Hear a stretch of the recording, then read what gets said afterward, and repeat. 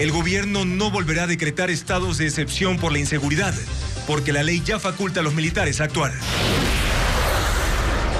Se alarga la lista de millonarias indemnizaciones impagas al Estado por actos de corrupción en Ecuador. El Estado perdería 16.000 millones de dólares si no se permite la explotación petrolera en el Yasuní. En motos, carros y helicópteros, 500 policías y militares intervinieron en Nueva Prosperina en Guayaquil. Jóvenes músicos protestan en el centro de Guayaquil. Piden rehabilitar el conservatorio Antonio Newman. Buenas noches, este miércoles 31 de mayo de 2023, la noticia principal en Televistazo Estelar sobre el área de seguridad.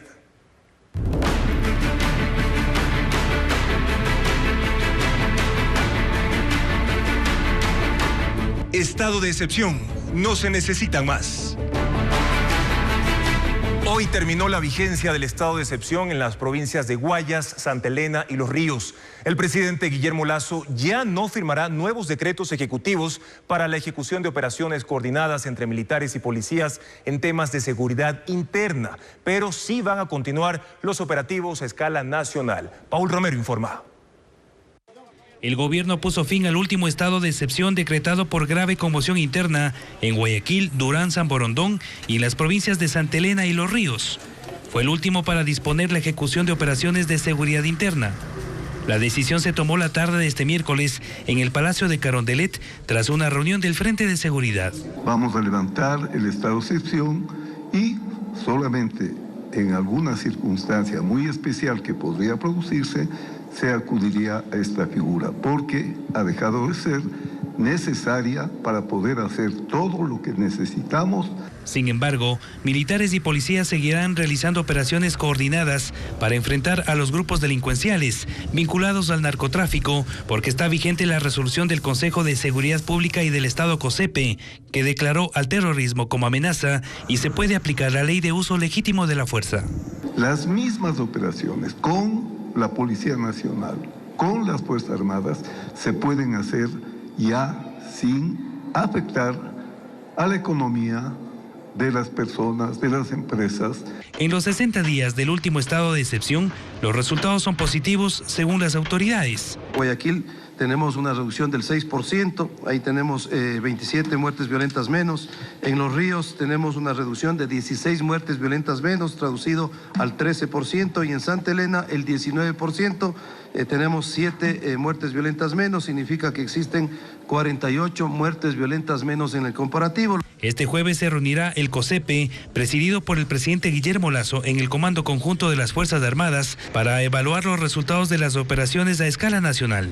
Además, el mandatario firmará el reglamento para la aplicación de la ley de uso legítimo de la fuerza.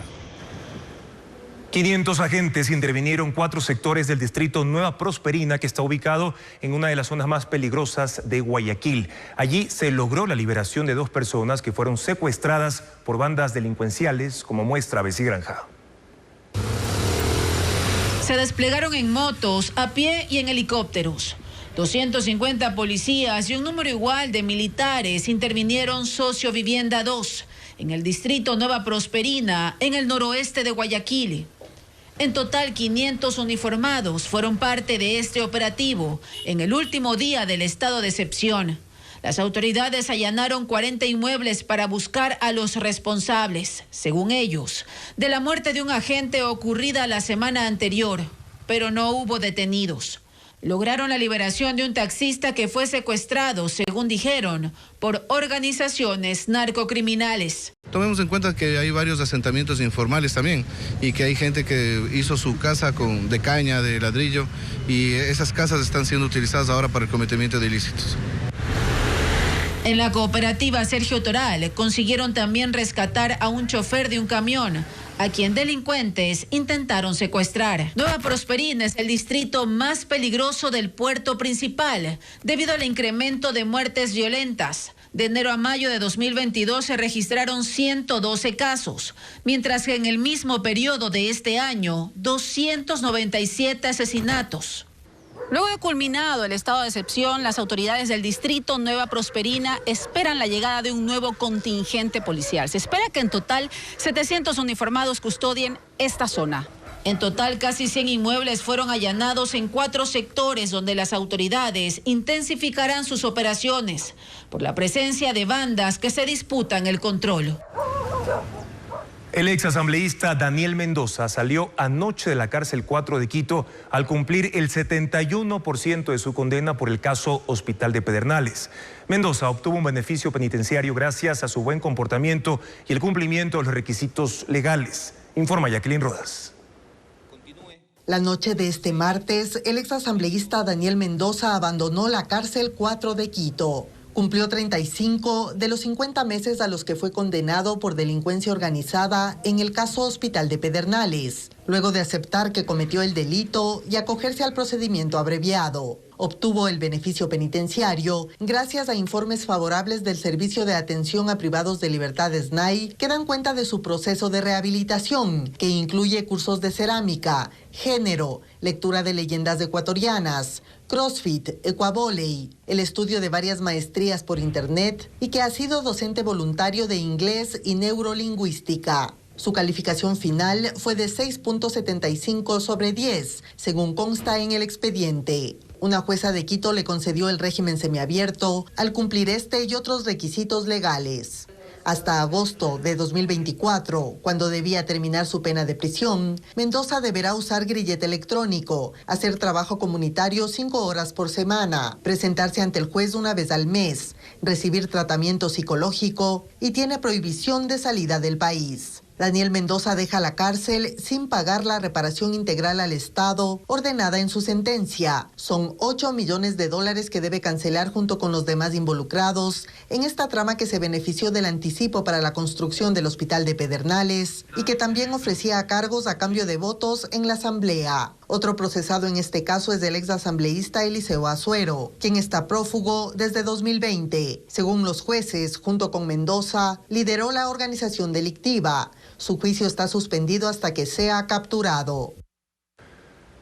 Revisemos otros casos de sentenciados que quedaron libres antes de cumplir su condena por beneficios penitenciarios o recursos constitucionales. El más reciente es Pablo Romero, exsecretario de Inteligencia del Correísmo. Fue condenado a 9 años de prisión por el secuestro de Fernando Balda y solo cumplió 3 años y 3 meses. En enero de este año, el exsecretario jurídico de la presidencia, Alexis Mera, abandonó la cárcel de Ambato. Él fue condenado a 8 años de prisión por el delito de cohecho en el caso Sobornos, pero solo estuvo en prisión 2 años y 5 meses. Daniel Salcedo tiene 3 sentencias. La más alta es de 13 años por peculado, que aún no está en firme. Solo estuvo 2 años y 6 meses privados de su libertad. Mientras que el ex vicepresidente de la República, Jorge Glass, sentenciado a 6 y 8 años de prisión en los casos Odebrecht y Sobornos, salió de la cárcel en noviembre del año pasado después de 5 años de haber estado preso. Ahora, el problema es que el Estado no ha podido recuperar las millonarias indemnizaciones ordenadas por los jueces en los casos de corrupción. Las leyes, la lentitud de los jueces y la astucia de los condenados dificultan el cobro. Los sentenciados 1 a 1 salen de prisión o siguen prófugos sin pagar las indemnizaciones ordenadas por los jueces. El Estado ecuatoriano tiene más de $140 millones pendientes de cobro por casos de corrupción como Odebrecht, Sobornos o Petroecuador. Lo recuperado no llega al 7%. Santiago Terán fue el encargado de la unidad de recuperación de activos durante la administración de Íñigo Salvador en la Procuraduría. Cuenta los principales problemas que se enfrenta. Que en muchos de los casos no se habían solicitado a su tiempo medidas cautelares. Y entonces cuando ya hubo una sentencia con órdenes de comiso para los bienes producto de la corrupción, ya no había ningún bien a nombre de los funcionarios. Identifica otras trabas como la lentitud de la justicia, que las propias leyes contemplan que el proceso sea largo y que las sentencias son confusas y no proporcionan la información necesaria. Además, la mayoría de casos queda en impunidad económica porque los bienes y fondos de los sentenciados no cubren el monto de la reparación. Pero el Estado no puede quedarse ahí. Hay cosas que hacer y eso depende de una voluntad política y una voluntad jurídica. Al no haber bienes, a nivel internacional tenemos que hacer los temas de cooperación. Y a nivel nacional nos toca presentar ya las peticiones de insolvencia para que no vayan por la vida, la gente creyendo que no tiene ninguna consecuencia. Dice que los efectos de la insolvencia, quiebra o muerte civil son graves. No se podría abrir una cuenta bancaria, no se puede hacer actos y contratos, no se puede contraer obligaciones, es decir, no se es activo económicamente hablando, es decir, está uno muerto civilmente. Sin embargo, las peticiones de insolvencia no son efectivas en el corto plazo. Suman 1 o 2 años más al proceso. De los 14 casos que actualmente intenta cobrar la Procuraduría, solo el del exgerente de Petroecuador, Alex Bravo, ha llegado hasta esta etapa. Los conflictos con el Consejo de la Judicatura se agudizan. La emisión de 2 normas internas causan malestar entre jueces y abogados que buscan la manera de impugnarlas. Francisco Garcés cuenta más en la siguiente nota. El Consejo de la Judicatura emitió un reglamento para el traslado de jueces y otros funcionarios judiciales a cualquier jurisdicción del país con una decisión administrativa.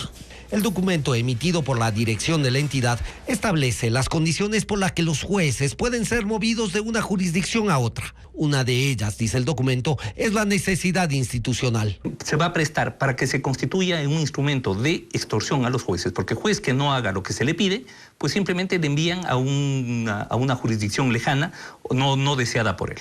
Al contrario, si queremos que un juez X de otro lado venga para resolver un caso específico de especial importancia o de interés de algún sector de poder, entonces, claro, se le mandaría al juez que está conociendo la causa y se traería a otro juez para que resuelva específicamente ese caso. La disposición podría también atentar contra el derecho al acceso de justicia de los usuarios del sistema.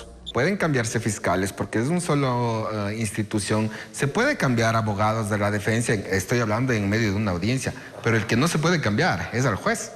¿Por qué? Porque si se cambia juez, se rompe el principio de inmediación. ¿Eso qué implica? Que tendrían que volver nuevamente atrás, declarar la nulidad, nombrar a otro juez y seguir adelante. Al reglamento para mover a los jueces se suma también la directriz para la transmisión de videoaudiencias, que al mismo tiempo fue emitido por la Dirección de Gestión Procesal del Consejo de la Judicatura. El documento restringe que se compartan los links en los que se transmiten las audiencias, pese a que la ley establece el principio de publicidad de los casos judiciales y mantiene la reserva solo de los casos de delitos sexuales, de violencia doméstica, de casos que involucren a menores de edad y los que traten temas relacionados con la seguridad del Estado. Por eso, la nueva norma podría restringir el principio de publicidad. Esta nueva presidencia del Consejo de la Judicatura tiene 2 meses. Y es increíble la manera en que se ha desgastado, pero que además desgasta al Consejo de la Judicatura a través de este tipo de gestiones. Que una cosa es los juicios que se llevan en la sala de audiencias y otros son los que se llevan en la sala de Twitter. Entonces, si es que tenemos esta publicidad, todos podríamos opinar en función de lo que realmente está pasando en una audiencia. Los gremios de abogados y jueces analizan los documentos emitidos y preparan las demandas de inconstitucionalidad para detener la ejecución de estas 2 últimas normas emitidas al mismo tiempo por el Consejo de la Judicatura. Más adelante en Televistazo, la votación en agosto para elegir a los nuevos asambleístas será en plancha. Les explicaremos al volver. Y también, ¿cuáles serían las pérdidas económicas en caso de que gane el sí en la consulta para mantener al petróleo bajo el suelo en el Yasuní? Tendremos las cifras, sigan con nosotros.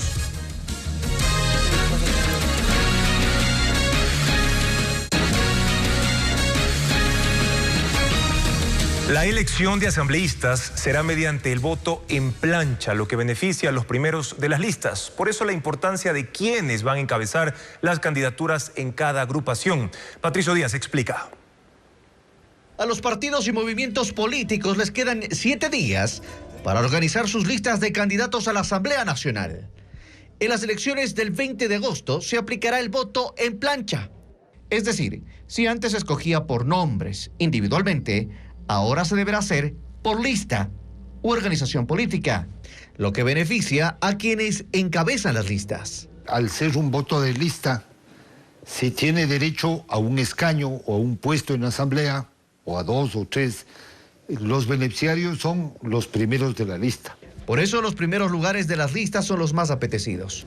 Sin embargo, las organizaciones no siempre ubican en primer lugar a sus políticos de confianza, sino que colocan a alguien que atraiga mayor votación. Buscan candidatos artistas, deportistas, cantantes, etcétera, que tienen algún grado de conocimiento con la ciudadanía, ¿no es cierto?, para resultar beneficiados por la curul. Pero otra variable que deben tomar en cuenta las organizaciones políticas es que la ley dispone que un porcentaje de las cabezas de las listas sean mujeres. Porque hay una desigualdad de la participación política de las mujeres, que estas cuotas permiten de alguna manera nivelar esa desigualdad histórica nuestra. En febrero de 2023, el 30% de las listas fueron encabezadas por mujeres. El CNE ratificó ese porcentaje para este proceso. Las organizaciones políticas nacionales tienen que preparar 35 listas de candidatos a la Asamblea. Una de carácter nacional, 21 provinciales, 10 por circunscripciones territoriales y 3 para asambleístas del exterior. Petroecuador proyecta pérdidas de 16.400 millones de dólares proyectadas para los próximos 20 años en caso de que gane el sí en la consulta popular que propone no explotar el bloque 43 del Yasuní. Fabiola Santana con los detalles. El próximo 20 de agosto los ecuatorianos deberán aprobar si el petróleo del Yasuní queda o no bajo tierra. Esta fue una iniciativa del colectivo Yasunidos avalada por la Corte Constitucional tras 10 años de insistencia. Petroecuador alertó del impacto económico en caso de aprobarse la consulta. En los próximos 20 años se prevé pérdidas por 16.400 millones de dólares, 13.800 millones por el cierre de las operaciones, 1.900 millones asociadas a las inversiones realizadas y 251 millones de dólares por la pérdida de empleo. En la actualidad, en el bloque ITT, 52 empresas emplean a 915 personas. Esto es importante porque lo que viene a futuro es lo que nos jugamos. Obviamente que liquidar los contratos, la empresa va a reclamar y entramos en este tipo de líos legales. Cada día del bloque ITT se extraen 55.000 barriles según Petroecuador. Entre 2014 y 2022 ha generado 4.200 millones de dólares. De ellos, 1.200 millones se obtuvieron el año pasado. El bloque en explotación está en la provincia de Orellana y según Petroecuador su cierre total podría tomar 6 años. Hay que volver a la selva a las condiciones en las que estaba. Hay que sacar tuberías, hay que desmontar instalaciones, hay que taponar pozos. Aún no se prevé cómo el Estado reemplazará esos ingresos. El presidente Guillermo Lasso critica la arremetida de varios sectores contra la fiscal general del Estado.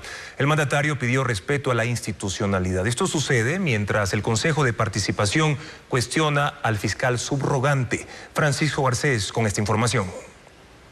El Consejo de Participación Ciudadana no consiguió que la fiscal Diana Salazar acuda ante el pleno de ese organismo el viernes. Ella reiteró que ese consejo no tiene la atribución legal para fiscalizarla. Una vez conocida esa posición, en el consejo se puso en marcha una segunda etapa de su ofensiva contra la fiscalía y esta vez apunta al fiscal subrogante Wilson Toainga. Para ello pidió que el Consejo de la Judicatura certifique si Toainga fue legalmente nombrado. La Fiscalía se adelantó y en un comunicado recordó que fue elegido por el Consejo de Participación Transitorio, cuyas decisiones están blindadas por un dictamen de la Corte Constitucional. Esta arremetida contra la Fiscalía se suma a la acción que emprendió el Consejo de la Judicatura, cuyo presidente intentó que el Pleno conociera un informe para suspender durante 90 días a la fiscal. El presidente Guillermo Lasso, a su regreso al país, anunció su respaldo a Diana Salazar. Hay que respetar las leyes, hay que respetar la Constitución, hay que respetar la institucionalidad. Y en este caso concreto hay que respetar la autonomía de que tiene la Fiscalía y respetar el trabajo que ha venido realizando la señora fiscal Diana Salazar. La fiscal Salazar cree que los ataques responden a intereses políticos de terceros. Es un cúmulo de gente que únicamente busca impunidad, porque no han encontrado ni han logrado controlar a la fiscal general. Entonces, en sus intentos buscan otras instituciones que de una u otra manera, con informes, con recomendaciones, se puedan prestar para estos temas. Los consejos analizan los siguientes pasos a dar, mientras la fiscal Salazar espera ser notificada de la investigación que comenzó la Universidad Central para determinar si cometió plagio en su tesis de grado, que es otro de los frentes abiertos en su contra. 13 servidores policiales fueron procesados por utilizar certificados médicos falsos para no ir a trabajar durante los feriados de fines de semana. Berlín Ochoa informa que cada documento adulterado costaba hasta $180. Los policías fueron capturados y trasladados a la audiencia de formulación de cargos. Solo pasaron 10 horas retenidos. La Fiscalía formuló cargos en contra de ellos por falsificación y uso de documentos falsos, pero fueron liberados para que se defiendan fuera de la cárcel. Según el Departamento de Investigación de la Conducta Policial, los procesados utilizaron aparentemente certificados médicos con fechas, prescripción médica y firmas alteradas para no ir a trabajar. Estaban asignados al Distrito Metropolitano de Guayaquil. Tenemos 2 oficiales en el grado de teniente y obviamente son 11 en el grado de funcionarios técnicos operativos, quienes están procesados por este tema. Las indagaciones empezaron en el 2021. Desde entonces se identificaron 21 documentos irregulares y llamó la atención que algunos de los médicos que firmaron los certificados ya no forman parte de la red de salud pública. Que especialmente se estaban entregando a servidores policiales en feriados o en fines de semana. Según las investigaciones de los agentes, los policías ahora investigados habrían pagado desde $25 hasta $180 por cada documento falso.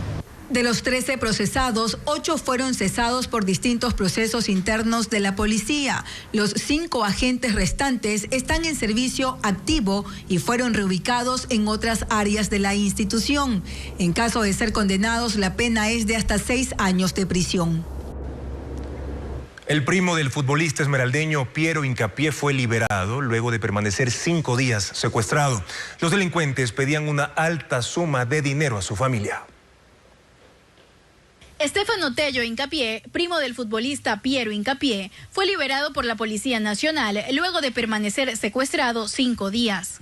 El operativo se ejecutó la noche de este martes en el recinto de Taule, zona rural ubicada a 6.7 kilómetros de la parroquia Tachina del cantón Esmeraldas. La víctima fue raptada el pasado 25 de mayo a las 8:30, cuando se dirigía a su trabajo en el cantón San Lorenzo. Su vehículo fue hallado en Guayaquil. El mismo era manejado por 2 hombres que ahora están detenidos. Según la policía, los delincuentes pusieron a Tello en la mira por su relación con el jugador. Se tiene conocimiento que estaban solicitando la cantidad de $1 millón, que no se canceló, no tiene que haberse cancelado porque la policía estaba trabajando con el fin de poderle rescatar sano y salvo.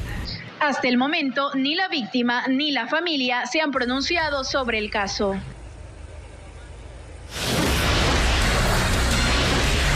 Más adelante, Canadá en estado de emergencia por incendios forestales en la provincia de Nueva Escocia. 16.400 personas han tenido que evacuar. Además, al volver tendremos una entrevista sobre la nueva variante del coronavirus denominada Arcturus, que ya circula en Ecuador. Nos acompañará el epidemiólogo Marcelo Aguilar. Sigan en nuestra sintonía, ya volvemos.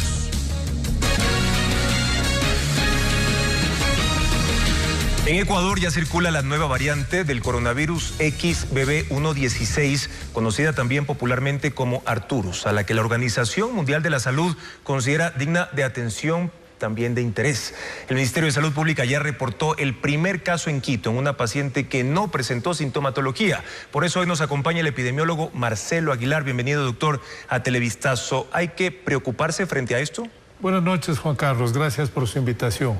Bueno, la OMS ha declarado como de interés por algunas características. Primero, es una variante que se transmite muy rápidamente y donde está circulando, particularmente en Estados Unidos, ha reemplazado muy rápidamente a las otras subpoblaciones.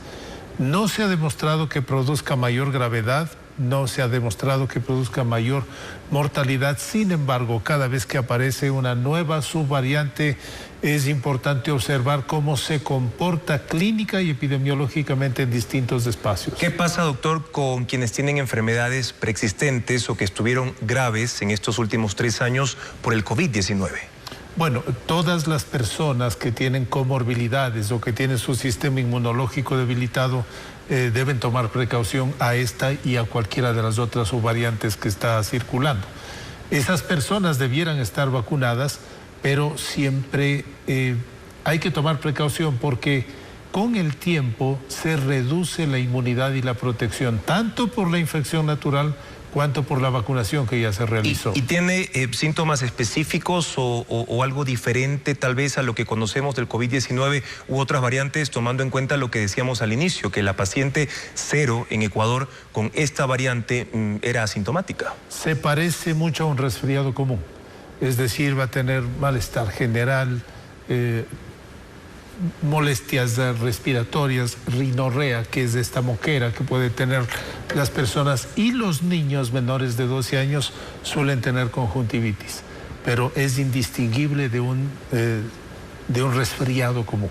Es decir, que se podría confundir con cualquier tipo de gripe en ese sentido. Exactamente. ¿Qué es lo recomendable en ese caso si en estos momentos las personas que nos ven presentan síntomas similares? Es importante que las personas que tengan síntomas respiratorios y su cuadro evolucione con dificultad respiratoria, con fiebre alta, busquen rápidamente atención médica para descartar que se pueda tratar de una infección que se agrava. ¿Se requeriría también entonces, doctor, el aislamiento? Es importante que las personas que tengan síntomas respiratorios se aíslen, usen mascarilla y se practiquen las medidas preventivas que conocemos, lavado de manos, distancia social. Estas debieran ser acciones preventivas habituales, no solamente cuando estamos en alta situación de transmisión. Usted mencionaba que esta variante, Arturus, es fácil de que se propague. ¿De qué dependería para mitigar, digámoslo así, esa propagación, doctor? Bueno, esta variante se ha diferenciado mucho de las originales y tiene mayor capacidad de transmitirse en humanos. Estas nuevas subpoblaciones se adaptan mucho más al organismo humano y han desarrollado mayor capacidad de transmisibilidad.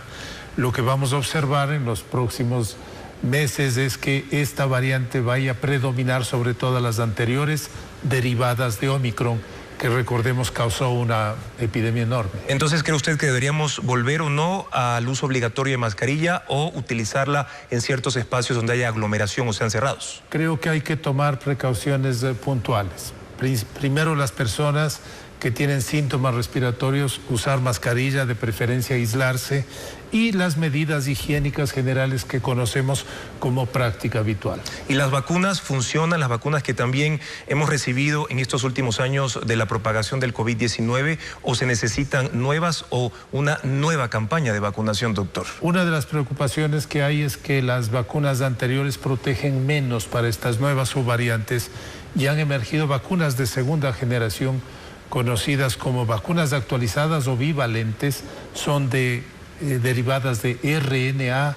Hay dos vacunas de ese tipo que son mucho más protectoras para estas subvariantes emergentes, y ya hay recomendaciones del CDC de Atlanta, por ejemplo, de vacunar desde niños mayores de 6 meses de edad y de vacunar más ampliamente con estas vacunas para mantener la situación de protección y mantener la pandemia bajo control como está en este momento. Usted dice bajo control, entonces ¿hay que inquietarse, doctor, o no? ¿Usted cree que ya está bajo control esta situación y puede mejorar en comparación a años anteriores? Está en este momento, pero hay que tomar nuevas acciones de prevención con estos nuevos elementos tecnológicos que tenemos para mantener una situación de esta naturaleza. ¿Cree usted que el COVID se está debilitando o no todavía? Hay que tomar precauciones. La Organización Mundial de la Salud ha mantenido la situación de declarar la pandemia para vigilar justamente estas nuevas subpoblaciones que eventualmente pueden cambiar su comportamiento y producir deterioros epidemiológicos. Por eso hay nuevas orientaciones en la prevención y en la vacunación con estas nuevas vacunas disponibles. Gracias al doctor Marcelo Aguilar, epidemiólogo, por darnos todas estas recomendaciones y explicaciones. El reconocido periodista deportivo Marcos Hidalgo Andrade falleció esta madrugada. Contaba con una trayectoria de 50 años en medios de comunicación y también fue parte de esta casa. A los 81 años falleció en Guayaquil el periodista deportivo Marcos Hidalgo Andrade, dueño de una trayectoria de 50 años en medios de comunicación, y a quien sus amigos, sus colegas y su audiencia desde siempre lo conocieron como Piquito. Abogado de profesión, quiso ser civilista, pero los juzgados lo llevaron hacia el área penal. Mas su pasión era el fútbol, y las pasiones siempre se terminan imponiendo. ¡Para que te arda! ¡Para que sufra! ¡Desde el último minuto! ¡Para que sufra! ¡Estos son los goles que valen! En su largo recorrido profesional, laboró en distintos medios de comunicación, primero en la radio, luego en la televisión. Los medios digitales tampoco le fueron ajenos. A propósito, ¿quién te dijo? Su lenguaje popular, su ingenio y su desenfado a la hora de comentar sobre fútbol le abrieron espacio en una audiencia que seguía con atención sus análisis directos y sencillos y al mismo tiempo se divertía. Todo esto llevó a que Marcos Hidalgo se convirtiera en una de las voces deportivas más reconocidas del país. ¿Qué hay de verdad en el asunto de que usted ha ido a tumbarle la puerta? En más de una ocasión el doctor Hidalgo se salió del molde e hizo programas como Justicia para Todos en Ecuavisa. Fue también docente universitario y aunque su salud se venía deteriorando desde hace algunos años, se mantenía vigente en algunos espacios deportivos. Hoy, al enterarse de su partida, personajes e instituciones del deporte lamentaron el deceso de quien con estilo sencillo marcó tendencias y sus frases terminaron incorporadas al lenguaje de la gente.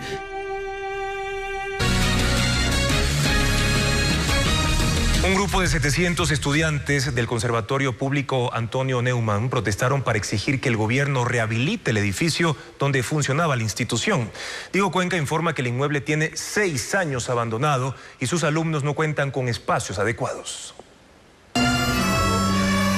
Son alumnos del Conservatorio Público Antonio Neumann, que ese miércoles entonaron sus instrumentos en la calle Miguel Hurtado y Esmeraldas, en el centro de Guayaquil. Lo hicieron al pie del edificio donde funcionaba esa institución, con la intención de protestar contra los gobiernos que desde hace 6 años no han podido rehabilitarlo. Así lo cuenta una de sus estudiantes. La situación se va tornando un poco más difícil ya que los instrumentos como los pianos, las guitarras están dañándose y necesitamos por esa misma razón una edificación adecuada para darles el debido mantenimiento a estos instrumentos. Ahí antes estudiaban música, hoy solo hay aulas vacías, una obra gris en el olvido. Los alumnos en el 2017 tuvieron que ser trasladados hasta las unidades educativas Vicente Rocafuerte y República de Costa Rica, donde improvisaron salones de clases e incluso se guardan instrumentos que ya se dañaron. Ofrecieron el gobierno Lenín Moreno la repotenciación, no lo cumplió. Ahora ofreció el año pasado Lazo un edificio nuevo para entregarlo en 2024. Son 2 años más de que iba por delante y no han hecho nada.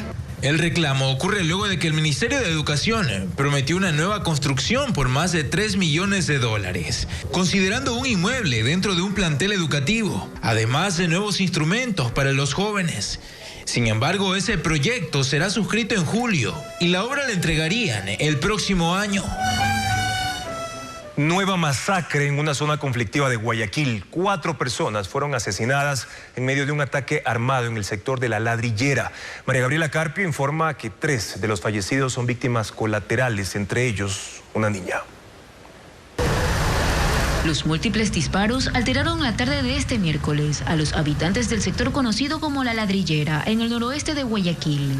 A este bazar llegaron hombres armados en busca de un joven a quien terminaron acribillando. Pero no fue la única víctima, porque varios de los disparos también alcanzaron y mataron a otras 3 personas que estaban en el establecimiento. Se trata de un adulto mayor de 60 años, un joven de 22 años y una menor de edad de 10 años.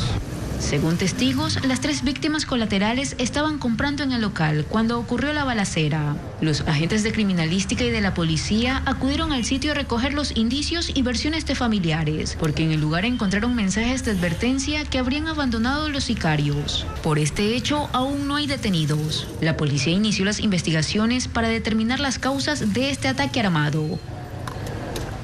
20 toneladas de material mineralizado con oro y cobre fueron robadas de la bodega de la Agencia de Regulación y Control Minero de Chimborazo. Fabiola Santana con el reporte. Parte del material incautado de la minería ilegal en Zaruma, El Oro y Buenos Aires en Imbabura fue robado durante la primera quincena de mayo, según lo denunció el nuevo director de la Agencia de Regulación y Control de Energía, Patricio Bonilla. Son 20 toneladas de rocas con alto contenido de oro y cobre que reposaban en las bodegas de esa agencia en Chimborazo. El ministro de Energía, Fernando Santos, dijo que el cambio del director de la agencia es precisamente para combatir la minería ilegal y la corrupción en la entidad. Lamentablemente el control no ha sido tan estricto y hay fuga de estos materiales. Hoy se ha nombrado a un nuevo director de la agencia, el coronel Bonilla, un militar retirado muy correcto, y tiene que poner fin a esto. Esta no es la primera vez que se reporta la desaparición de material mineralizado. En 2022, un informe de Contraloría señaló un faltante en las bodegas de Imbabura de 228 toneladas, de las que se podían extraer 706 onzas de oro valoradas en 1.3 millones de dólares. Las irregularidades en las bodegas continúan. Minería ilegal ha sido declarada una actividad contraria a la seguridad del Estado, así es que las Fuerzas Armadas van a tener que redoblar su esfuerzo para cuidar esa zona. En esta ocasión aún se define el monto del perjuicio a las arcas estatales y quiénes estarían involucrados.